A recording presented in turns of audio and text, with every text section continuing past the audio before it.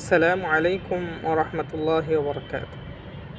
ইসলাম প্রতিবেশীর হক ও অধিকারকে মাতাপিতা ও আত্মীয় স্বজনের অধিকারের পাশে স্থান দিয়েছে।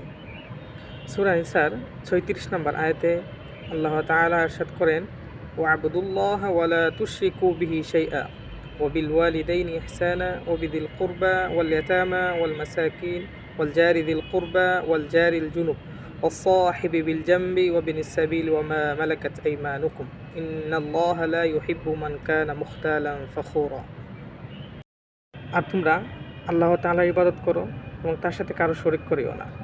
মাতা পিতার সাথে সদ্ব্যবহার করো এবং এতিম মিসকিন ও প্রতিবেশীদের সাথে সদ্ব্যবহার করো এবং তোমাদের পাশে থাকা ব্যক্তির সাথে সদ্ব্যবহার করো। অর্থাৎ কোথাও যাওয়ার সময় বা কোথাও বসে থাকার সময় যে ব্যক্তি তোমাদের পাশে থাকে তার সাথে সদ্ব্যবহার করো।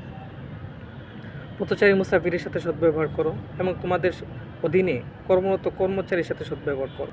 নিশ্চয়ই আল্লাহ তাআলা অহংকারীদেরকে পছন্দ করেন না।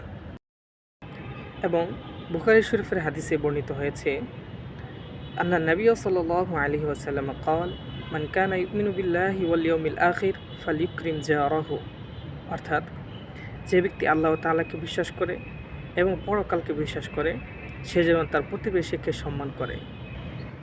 এবং মুসলিম শরীফে এসেছে, মান কানা ইউমিনু বিল্লাহি ওয়াল ইয়াউমিল আখির ফালইউহসিন ইলা জারিহি।